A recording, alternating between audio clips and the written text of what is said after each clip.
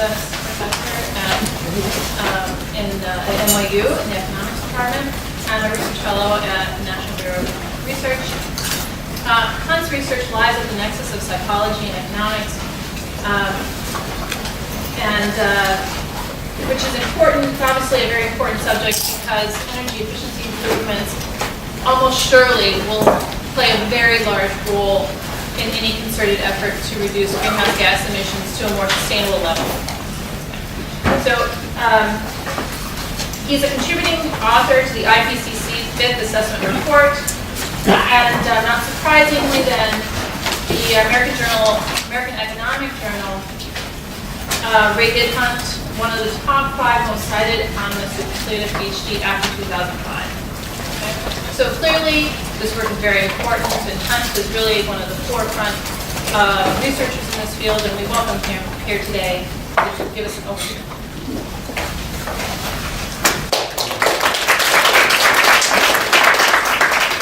That was an extremely kind introduction, and I'm really excited to be here with you all. Excited to give comments and feedback and share with you some things that I've been working on.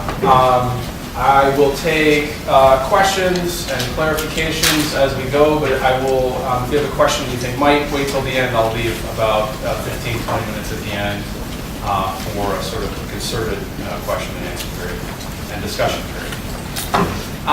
So I want to talk about an overview of research, and I want to start with very big picture with something that I think you guys have all seen before, which is this guy. Sorry, I'm going to do this guy. The McKinsey curves.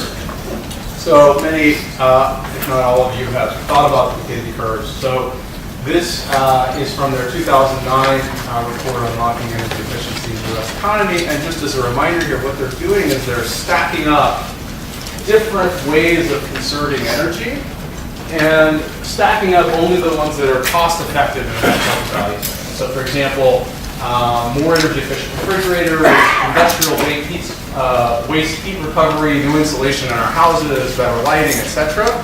These are things that are all cost effective in the sense that their amortized cost per therm or kilowatt hour or whatever is here much less than the cost of energy. And so if we did all these things, we would save hundreds of billions of dollars, they argue, hundreds of billions of dollars,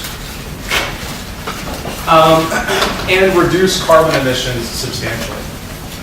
So in other words, they're saying that energy efficiency is a win-win. We'll reduce externalities, right? We'll reduce our energy use, and thus reduce climate change-related externalities. And we'll also save ourselves money. Now, policymakers have gotten the point.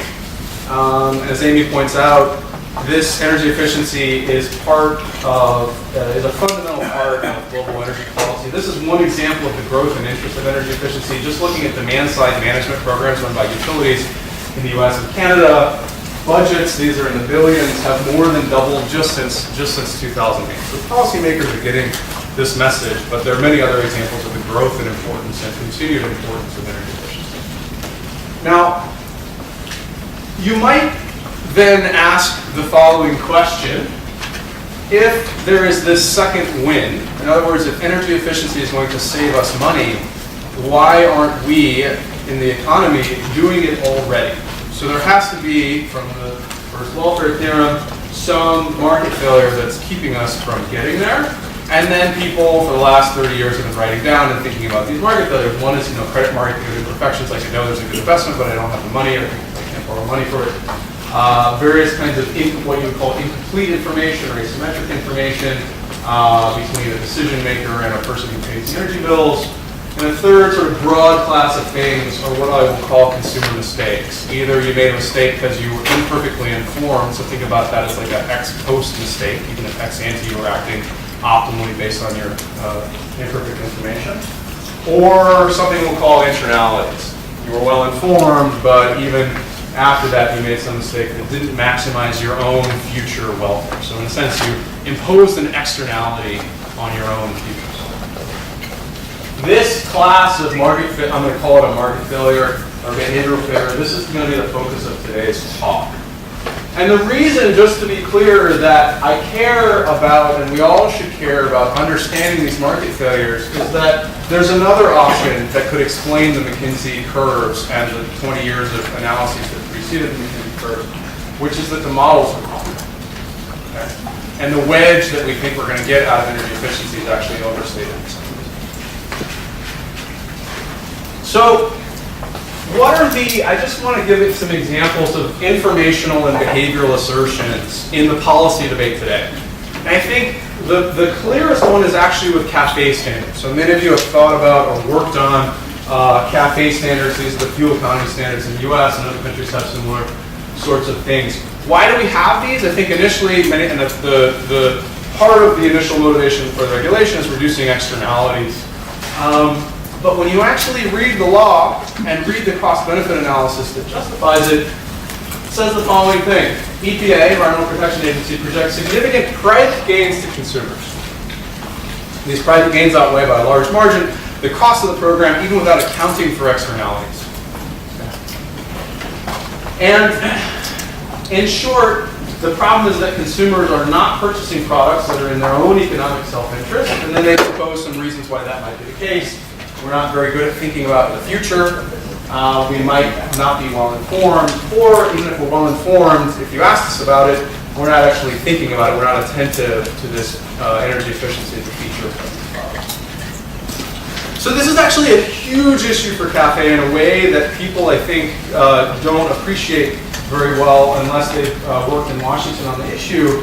I haven't either, but I just want to put a fine point on why the internality or informational issues are so important for CAFE. The net private benefits for CAFE, in other words, the social benefits excluding all externality benefits, these net private benefits are 8 times the externality benefits. Okay, so in terms of why we have CAFE, it's much less about externalities and much more about helping consumers to make better decisions in ways that consumers themselves don't appreciate or benefit for them. And the government's clear and explicit about it. Furthermore, CAFE, the CAFE standards that we have had, and as we strengthen them further, they're much more stringent and can be justified by carbon externalities alone. In other words, if you ran the cost-benefit analysis and required the analysts at the agencies to assume that consumers were making privately optimal decisions, you would not be able to justify such a strict CAFE standard. And it's likely eventually that because the cost-benefit analyses didn't work out very well, we wouldn't be able to we would scale back the standards of the CAFE. And Cass Sunstein and I, Cass was the chief regulator for the Obama administration, he and I have been writing about this. So it's not just CAFE, just to be clear. So the incandescent light bulb, the lighting energy efficiency standards also come out of the same language. This is an example from Australia. Their regulatory impact analysis for a policy that's very similar to what we have in the US and other countries that are phasing out old-style, energy inefficient incandescent light bulbs. They say incandescent light bulbs sell remarkably well because their energy costs if their energy costs are ignored, they're cheap. There are information failures in the market. Consumers have to gather information and perform a sophisticated calculation to decide whether or not they want CFLs, the energy efficient version, instead of incandescent, but many consumers lack this. And you could go on. Just to sort of summarize this, there's a sort of crisply written working paper which we may or may not agree with, but that summarizes this part of the issue, I think, very nicely. It says, energy efficiency regulations and the fuel economy regulations are justified in these cost-benefit analyses only by assuming that consumers are unable to make market decisions that yield personal savings, and that the regulator then can identify these mistakes, and that the regulator should then step in and act. Okay, so this, in a sense, I don't want to overstate the importance of this, but the reason I started with the McKinsey curves and came down to this is that there's really a fundamental sense in which psychology, and I mean this descriptively, not pejoratively, but paternalistic regulation is a fundamental part of global energy policy, how we think about energy policy. Okay, and there are lots of important pieces to global energy policy, but this is really going to be a crucial one. Okay, so what I want to do in this talk is give an overview of the application of behavioral economics to energy efficiency policies. I'm going to take seriously the hypothesis that mistakes can cause us to be less energy efficient than we otherwise would be. I'll formalize this in a simple model. I'll review and critique empirical tests, discuss some policy implications, and give some future research directions. This draws on existing work, and you can check out my website if you're interested. This is not going to be one paper, this will be like 10 papers with highlights of each. In lots of the different journals with many great co-authors who deserve a lot of credit. Yes, sorry, go ahead. Quick comment. We've done some work in this as well, but I think the important point is that a lot of the information that's provided to consumers by producers is delivered from the set, either by lack of sufficient information or requirement by the way it's presented, as you said, complex stuff. Yeah. And so some of the regulation in the Department of Performance should or has to deal with information delivery in a way that is user-friendly and allows you to interpret the moment that you make. The way that this is phrased, I realize it's not your phrase, it's paternalism in its own version. Sorry, expand on that last part. It's somewhat paternalistic in its own phrase, but it's sort of overbearing. Folks are made, and they only use that to calculations, but in fact, the way the information is associated is biased in a way facilitated. I see, absolutely. What's up? Yeah, so the thing that I think is really important about this point is that it's not just that consumers might make mistakes, it's that firms go out of their way to obfuscate. And so we want to think about not just the consumer side, but the interaction between what firms are saying and what consumers are hearing. What are firms' incentives to disclose information clearly or not clearly. And this is something that you guys have been interested in. This is something that I've been working actually with one of the major retailers, appliance retailers in the country. We've actually had an experiment where we're attempting to disclose energy use information. And what's been really interesting, we'll talk to you about it afterwards and see what you think. What's been really interesting is the difficulties that they have in disclosing information, given the potential lack of credibility. So customers don't believe what they're saying because there's a history of sort of obfuscation between consumer and firm. So I think that's an important point. Thanks very much. Okay, so so this is going to be sort of the order of things. I'm going to give a graphical model. I'll discuss a couple of empirical tests, and we'll talk about policy implications and research direction. So to sort of jump into the model and just give an overview. So again, by internalities here, I mean something like one way to think about an internality is like an externality that the decision maker imposes on himself in the future, for example.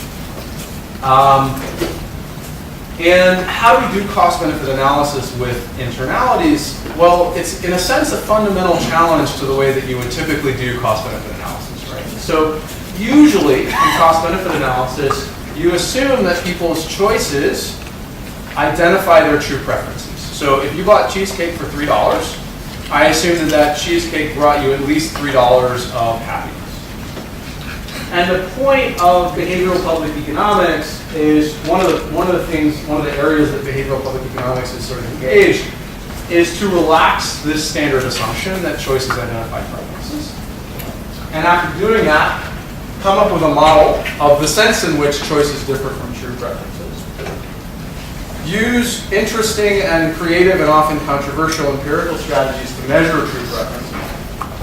And then once you understand this wedge between choices and true preferences, determine some optimal policy, which could be an optimal income tax structure, optimal retirement savings incentives or disclosure laws, or in this case that we'll talk about today, optimal energy efficiency standards and so on. So that's sort of the basic idea. That's it. Can you just give me a really concrete example of an internality? Yeah.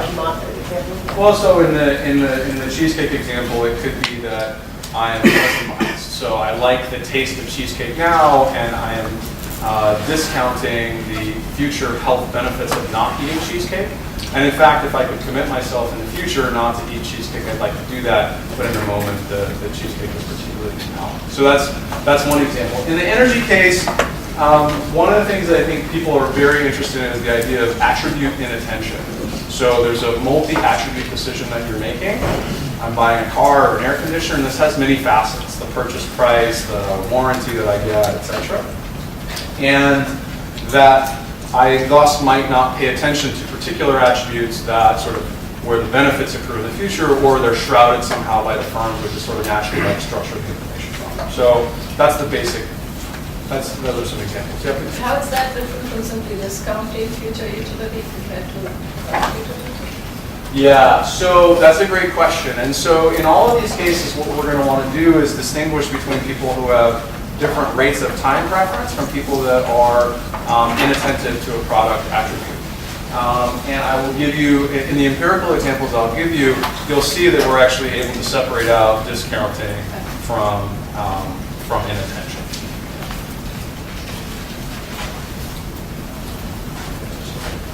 So here is sort of the basic, I'm going to skip sort of the, you can formalize this at different levels of formality. I just want to give like the basic graphical model here, and it's not going to be terribly surprising, but I just want to graphically formalize sort of what's in people's minds here.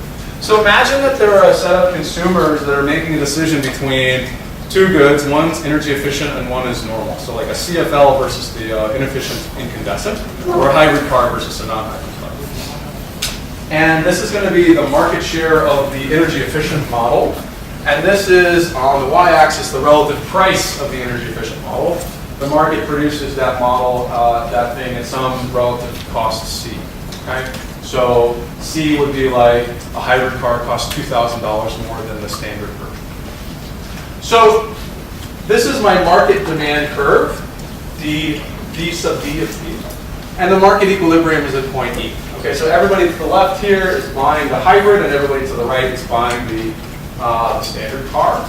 The assertion, and the simplest way to graphically formalize this assertion, is that there's some difference between the market demand curve and the utility that's sort of captured there versus the demand curve that you would have if consumers actually optimize. Okay, so there's some different demand curve, dn of P, that actually that reflects true preferences in a world where consumers are making decisions based on experienced utility as opposed to some biased version of experienced utility. So if consumers were rational in this model, the equilibrium would be at point A. Okay, so the difference, just to do this graphically, I want to assume that everybody's biased in by the same amount. The dollar value of the difference between these two demand curves is some bias term. Okay, so this distance between D and E, this is a bias measured in dollars. How would you address a bias measured in dollars? Well, one way is to subsidize the action that people are biased against. Okay, so if there's a bias of, say, $10 against the energy efficient version, well, if you subsidize the energy efficient thing by $10, you can move demand to point F, which gives you exactly the quantity demanded, exactly the allocations that you would have in the first best if everybody were choosing cash. Okay, so this is like the simplest way of expressing how bias would look in a simple economic model, how you would address it as a policymaker, and in blue, the benefits to the world of having addressed this bias, right? So this guy at point E thinks his utility is equal to the relative cost. In practice, if you were choosing optimally, he would be at point D. Moving this guy from buying the non-hybrid to the hybrid car increases social welfare by this distance from D to E, and then you just aggregate up over this triangle, and you get the social welfare gains. One more graphical point. What if you banned the energy inefficient version? So this is the equivalent of what you would get if you, for example, banned the incandescent light bulb. And I'll actually have an empirically calibrated graph of this in a little bit.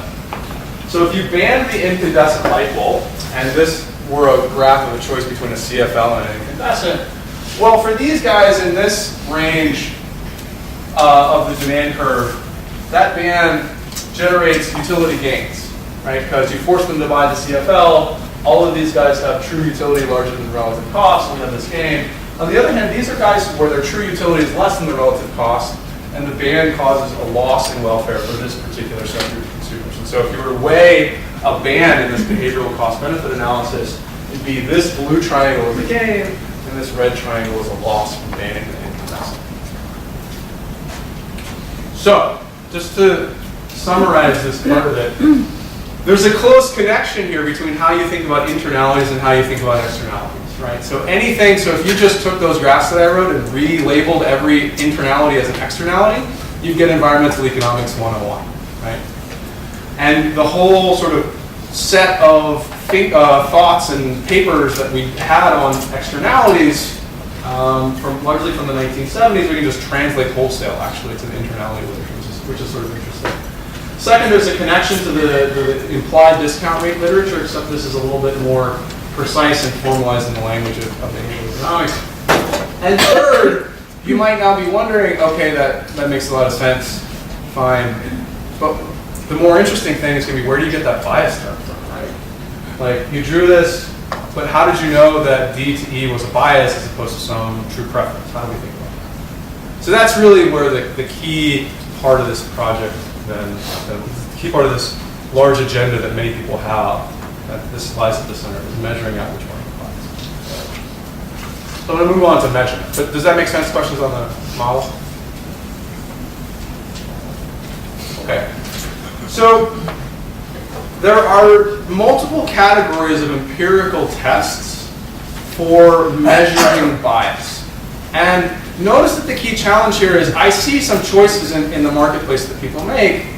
How do I know whether those choices reflect true utility or not? Like, how can I, in a principled way, delete particular sets of choices from what I'm going to use to calculate welfare relative?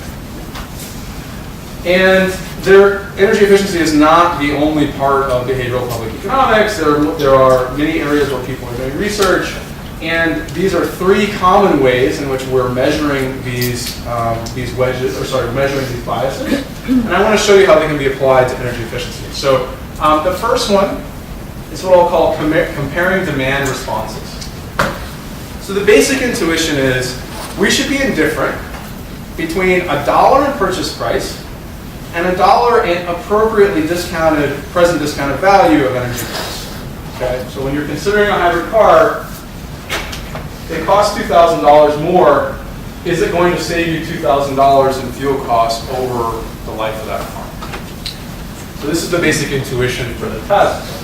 The first problem, which is important, is, well, how did you get the $2,000 PDV? Right. So how do you know how far I'm driving the car and what the time horizon is and what my expectations of gas prices are and what my discount rate is?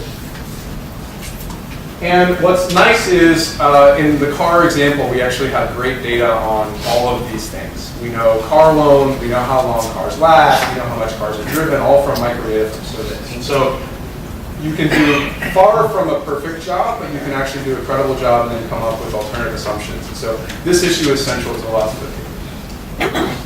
The second problem, which has been I think, the interesting thing that a couple of recent papers have solved, is this issue of unobserved attributes being correlated with fuel economy. So if I just took a cross-section of cars or air conditioners in the example of Jerry Housen's 1979 paper, if I just have a cross-section of cars or air conditioners and I say, well, this one costs $1,000 more and has a 2% lower market share. This one saves me $1,000 and has a 2% lower market share or whatever.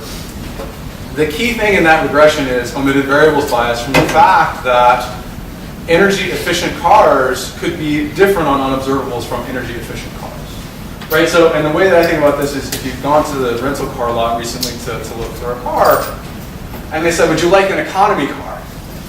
What do they mean by economy car? Well, they mean something that saves gas, and something that's smaller, and you can measure that, but also probably a car that doesn't have the right cup holders and like isn't as exciting of a car. So, instead, what's been done, and some progress a couple of recent papers made, was to use vehicle fixed effects. So get panel data on used car markets, where I know the price of a 3-year-old Honda Civic in 2003, in 2004, in 2005, etc., and the Prius and the Hummer, etc. and I know the relative prices of all these cars. And as gas prices go up and down, I can say, well, does the relative price of the hybrid Civic go up as much as the model predicts relative to the standard Civic? And does the Prius increase in value relative to the Hummer as much as you would predict when gas prices go up by 10 cents or $1? So let me give you a basic graphical result from one of these papers. There are 3 papers, all of which are, actually 2 of which are published and 1 of which is in working paper stage. One of them is a paper that I worked on. It's just come out in Review of Economic Statistics. So here's the graphical illustration of this approach. Every dot on here reflects data from 1 month between January 1999 and December 2008. Okay, so there are about 130 dots on this page. And what I'm graphing here on the x-axis is looking at above versus below median fuel economy vehicles, so high versus low fuel economy vehicles, the gas cost difference. And the reason this varies is because gas prices are changing over this time.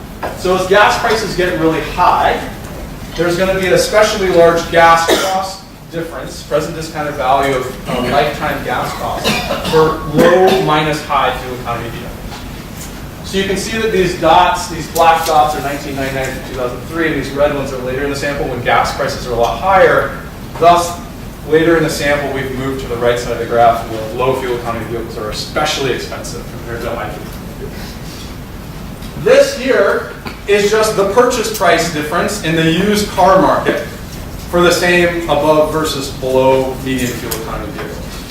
And the basic question is, well, as the gas cost difference increases by $1,000 for low versus high fuel economy vehicles, does the price difference go down by $1,000? Okay. As low fuel economy vehicles become more costly to own, does the market adjust and assign them lower values in the market? Question? Are you assuming that the gas price of the day is going to continue for the life of the car? In which case you've got here a very strong view that people have no expectation of gas prices diverging over the long term. Yeah, and this is the most surprising finding I think on this graph rather than what you're talking about. Yeah, so there are, this is a crucial issue that these papers had to address. So this is a graph of gasoline prices between 1999 and 2008. You can see they go up and down. I've drawn 3 different versions of these. I've drawn, these dots are the spot, like the retail gasoline prices. And then the red, blue, and dark blue, these are futures prices. Okay, how the futures prices move. And what you can see, so focusing on this area, there are a couple of places where the spot prices jump up and down. So one of these is Hurricane Katrina. And people know, well, Hurricane Katrina happened, like the refineries are messed up. But that doesn't mean that we're going to have high gas prices in 6 years. Okay? What we use in our paper is actually these futures market prices. And as some of you know, futures markets are liquid only about 2 years out. But there's actually trades many further years out, and so we need to make that. So we use the futures market. When you use this, the martingale assumption that consumers believe the current gas price will persist, there's actually a bit of empirical support for that from other papers, and you can do it this way as well. But this is one of the key issues that these papers have to confront. So the test is, so this is based on the futures market. Okay, so this is based on the futures market. And what we want to see here is a slope of -1. As the average gas cost goes up by $1, do we see the average relative price goes down by $1,000?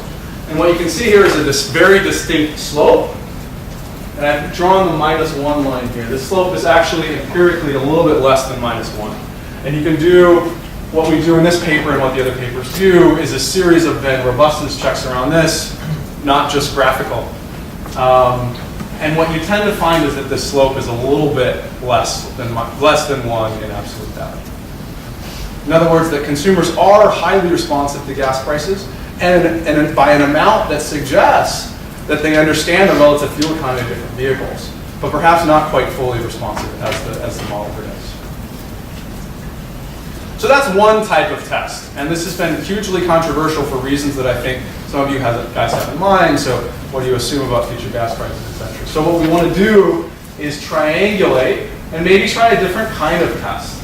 Let me show you another example of a test that's used. So imagine that you think that the internality is really about imperfect information or inattention. So as I was describing to Betsy earlier, is that I think that people go to the store and they're not thinking about energy efficiency as an attribute.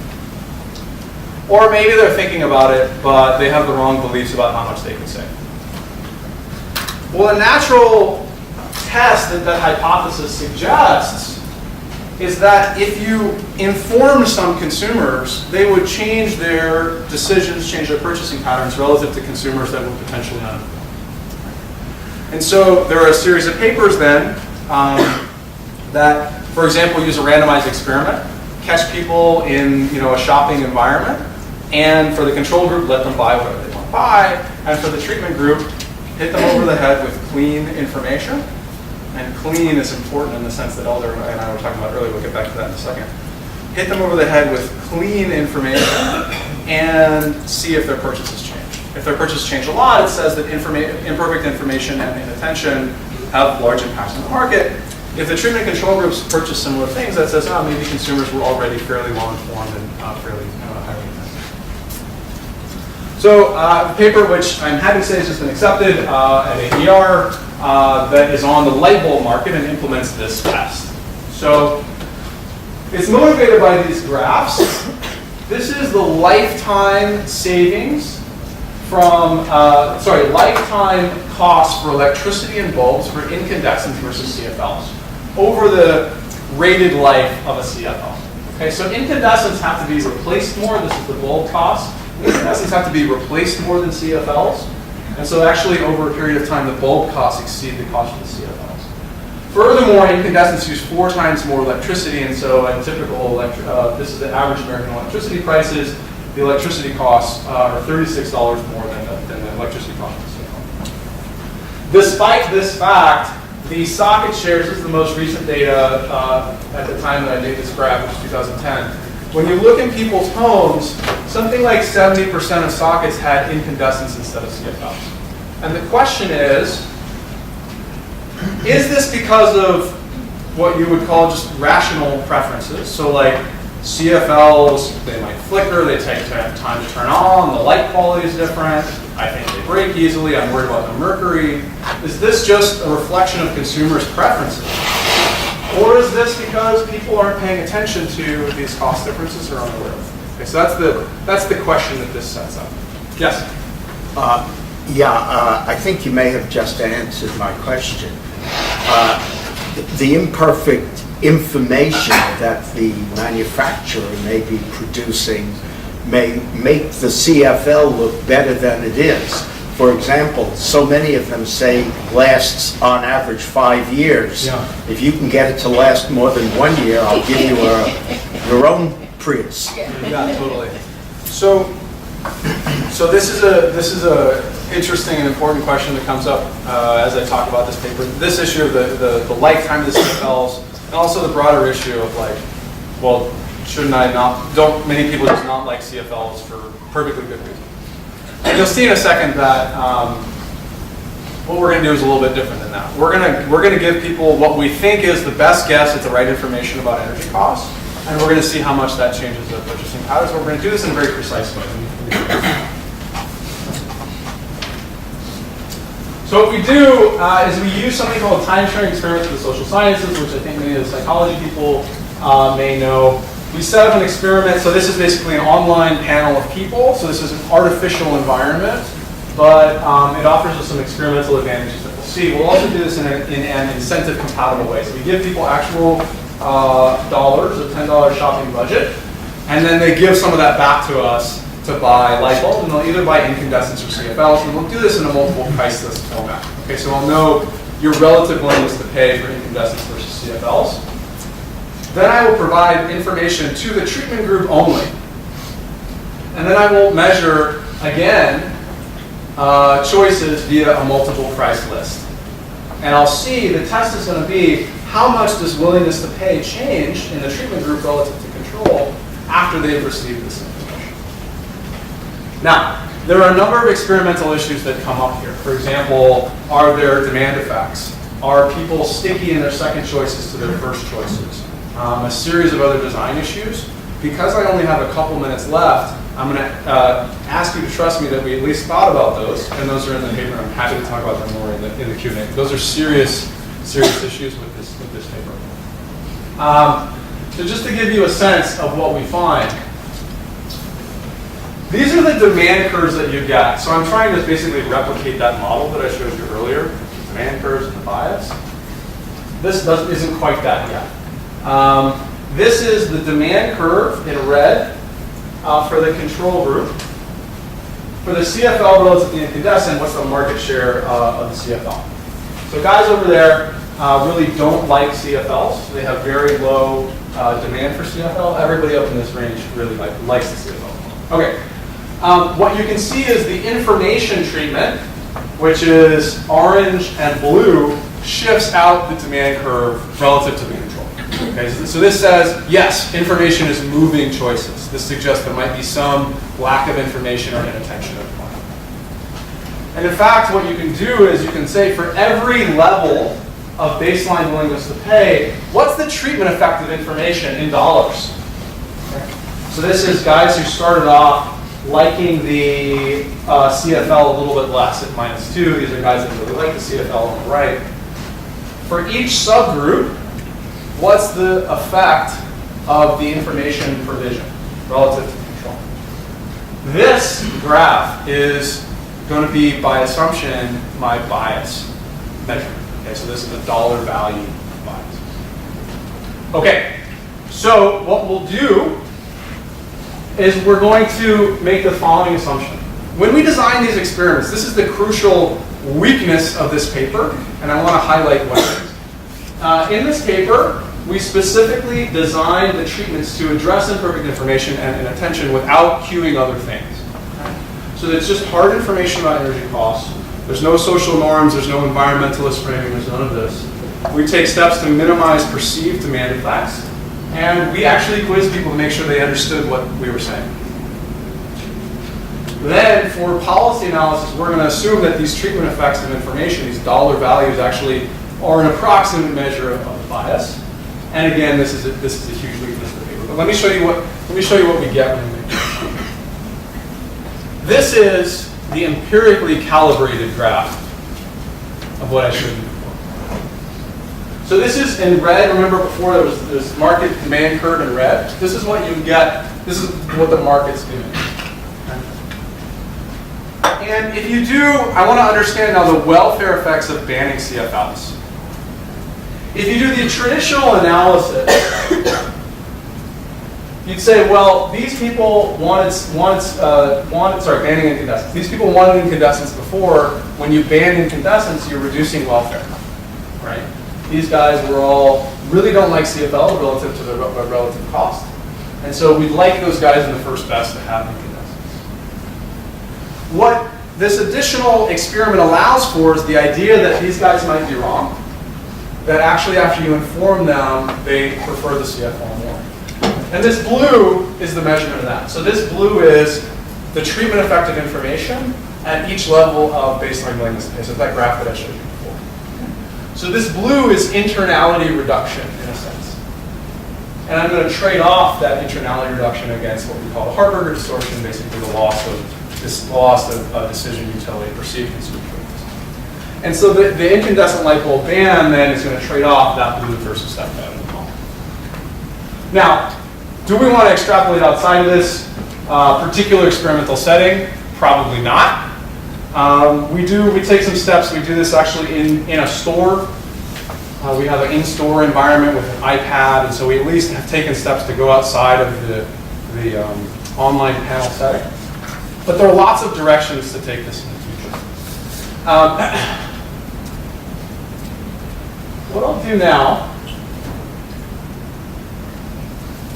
is I'll just share this. So the basic point of all of this, I want to reframe this in the context of wedges.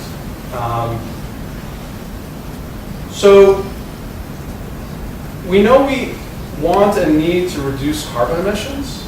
And there's going to be a question of, well, how big should the efficiency wedge be, or how big will the efficiency wedge be? And the size of that wedge has to be determined by costs and benefits. We don't want to encourage energy efficiency if it's actually extremely costly. On the other hand, if it really is quite cheap, we'd like that to be a big wedge. The fundamental challenge in all of this is to say, how do we measure costs and benefits when our choices might not reveal true costs and benefits? That's the whole point of this endeavor. And what we're doing in this presentation, myself and many other researchers in this area, is we're trying to use theory and data to help identify this question, help identify the answer to this question. So I've shown you a couple of sort of ideas for empirical strategies, comparing demand responses and also using informational interventions. There's a lot more to do, but sort of this is the basic setup and the initial steps that people have taken in this particular subfield. And so let me pause here, and we can go into discussion and comments and questions.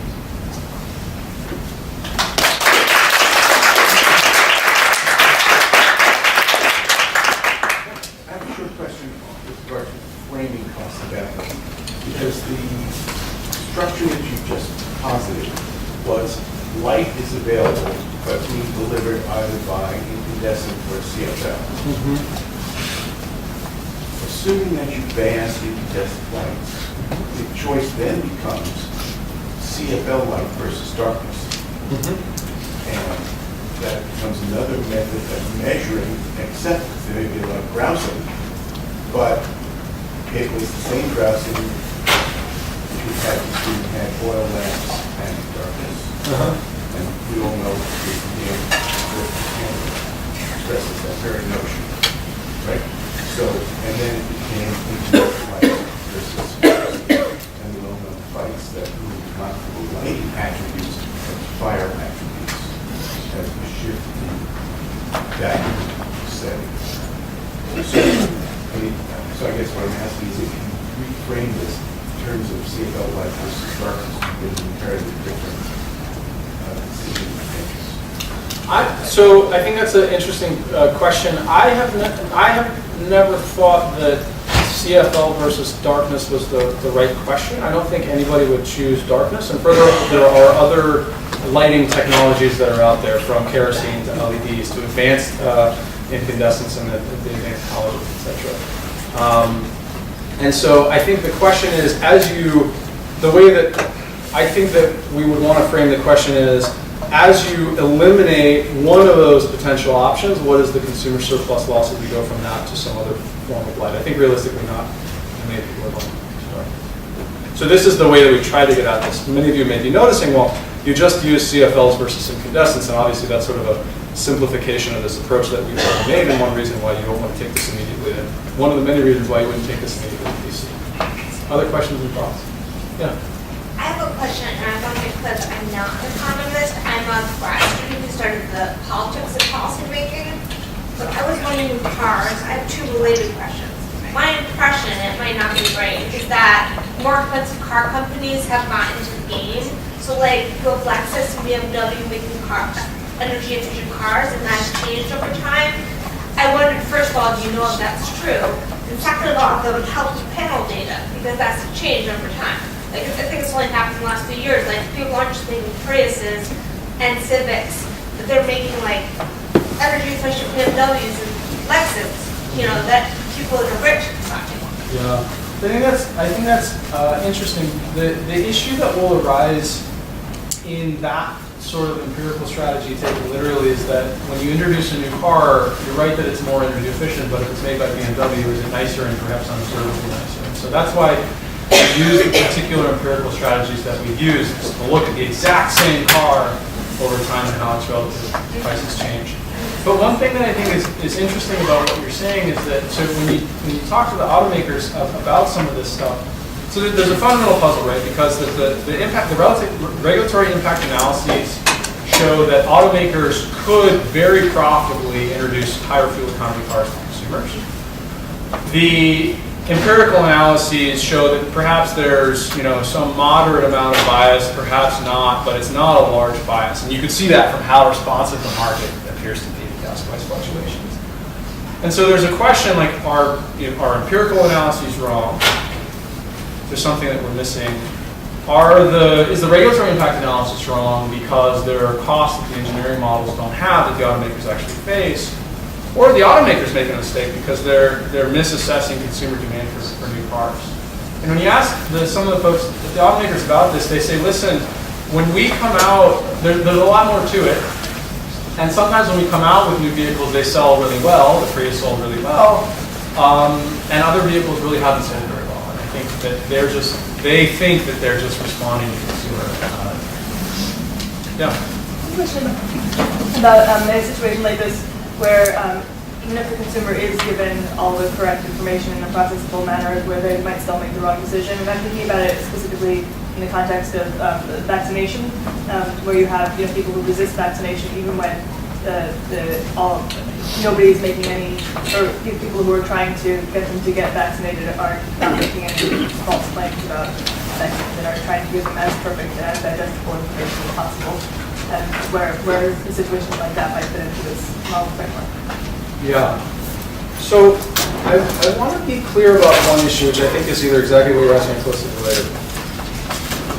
The endeavor of using data to identify bias means that we're still trying to use some subset of revealed preferences. And so we're only, in this framework, we're only going to be able to make a statement about bias when we can, in a principled way, restrict what we call welfare relativism. But if I inform a consumer, and I'm pretty sure he or she is considering a decision, is thinking about the full future of costs and benefits, and has a different read of the evidence than I do, that's not something that this framework can really comment on very well. That may be even more of a philosophical issue, but it's not something that sort of I've thought about.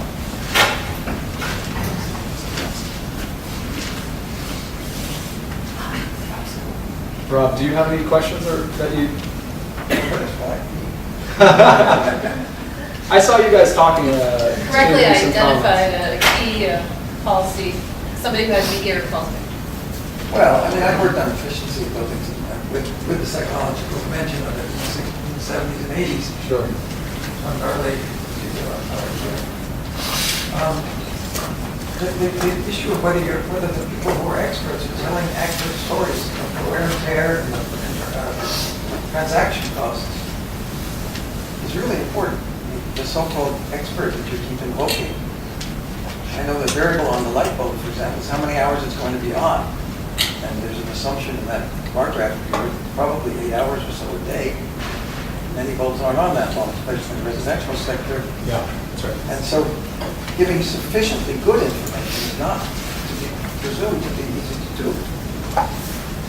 And then the idea that I'm fascinated with the result, that the gasoline price, you get a slope of -1 or nearly -1, when there's so many other things that are going on when you switch the fuel economy, including the trust of the underlying information that is available on the car lot, the reduction in trunk space if you're buying a hybrid, the bragging rights if you buy a hybrid.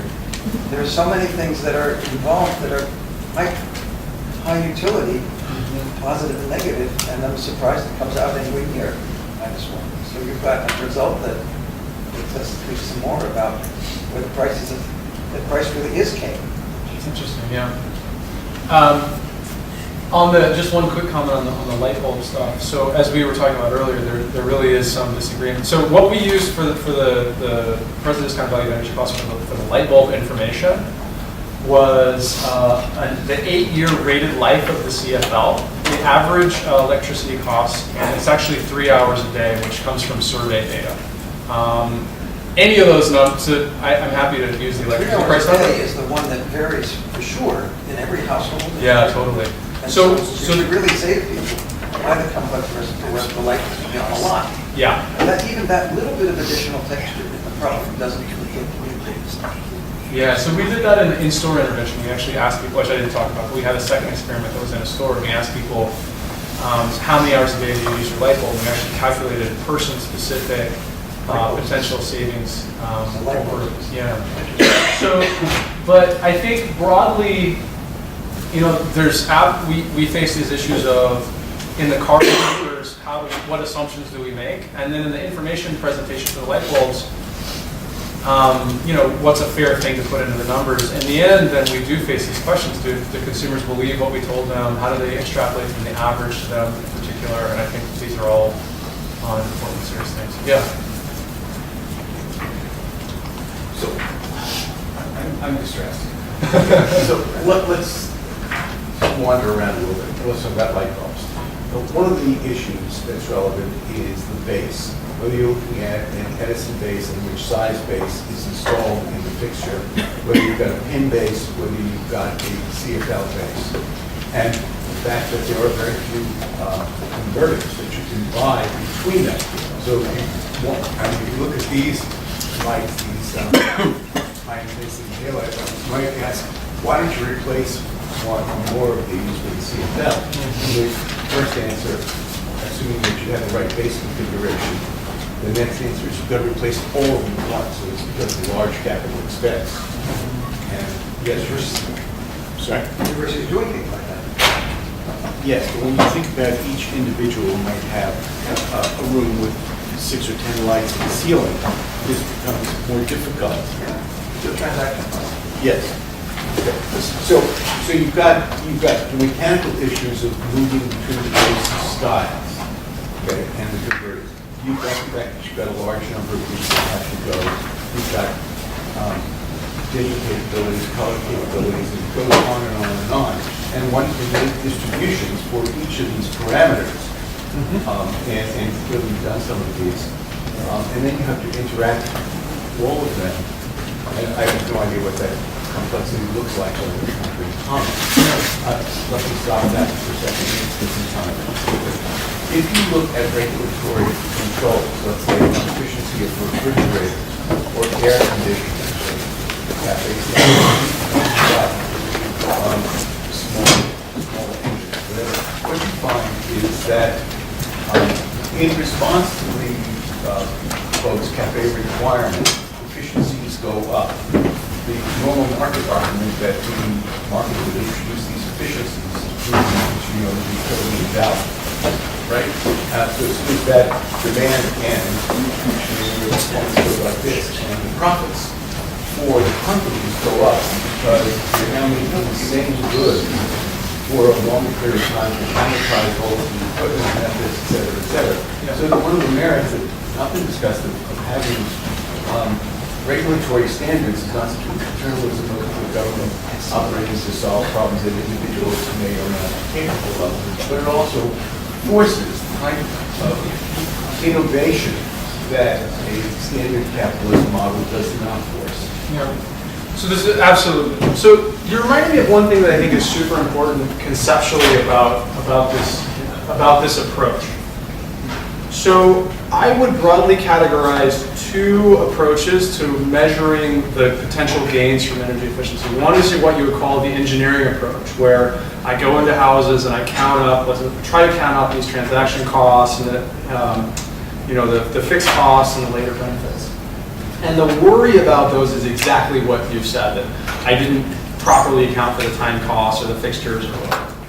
This entire approach is actually an alternative to that, and it allows us to not worry about many of these assumptions that were made, and instead make another series of assumptions, right? So in this approach, basically everything that you said about why people might or might not like the CFL with the bases or anything else is in that red demand curve. It's already in the market. And what I'm attempting to measure here and in the car stuff is the average marginal bias, just that one parameter. And what's nice about the reduced form approach to behavioral public finance is that once I know that parameter, I can do a lot of stuff with it. I can set the optimal subsidy, I can evaluate welfare impacts, etc. Measuring this is super hard, and the assumptions are controversial, and do you like my assumption with the cars, do you like this informational intervention, etc. But it's another way of triangulating. And the issue that I think is fascinating that's unresolved is the engineering analyses tend to show large unexploited gains. That was the first slide I showed you. These analyses tend to show that the market failures and the behavioral failures might be there, but they're not huge, and they don't nearly stack up to what the engineering analyses show. And I think this is like the crucial puzzle. It's been around for a long time, in a sense, but we're revisiting this puzzle, and that's fascinating. Yeah. So a lot of your experimental data looks at choice between the normal and the efficient. But have you or anybody else tried to try to get understand the behavioral elements tied to the option weighting? And I could buy the energy efficient one, or I could buy the normal one, or I could wait and learn about, well, do the CFLs last for 8 years or 3 years, or is there something better coming out, or something? There's always that value because of those transaction costs, and because if you're putting down money that you're not going to get back, that in the presence of uncertainty, it's going to be an option for you. Yeah, so I think this is potentially relevant in some cases and vastly overstated in some other cases. So if you take weatherization as an example, this is something that I can do this year, it's something I can do next year, and you could imagine that I would defer that decision until I know something more about gas prices. And the Metcalfe and Hassett paper and other papers have made that point. I think with cars and light bulbs, this idea is way overstated. If I'm in the market for a car, most people enter the market for a car in a sense exogenously because they think it's time for a new car, and the fluctuation in gas prices I think are and in particular the uncertainty about future gas prices is I posit without much data not a main factor. So I think that this option value stuff is in many cases overstated. I was wondering if you compare this kind of stuff with other countries, because U.S. there's this kind of underlying belief in living large, and also it's interesting how in the commercials, like for cars, they're trying to move everybody towards the infantile and the emotional response, while government is trying to move people towards the adult response of efficiency and so forth. So it's interesting contrast there. I haven't done any of this stuff in other countries, and so I don't have a good answer for you there. I mean, and I think it's worth pointing out, of course, that the distribution of demand might be different in other countries. So you might see, a higher level of purchases of small cars and hybrid cars. You see this? It's an entirely separate question whether the average marginal bias parameters would be different in other countries. That's something that I just don't know. But you could also imagine that people are just thinking about this stuff. Rob, any other questions? Let people go. Thank you, Con.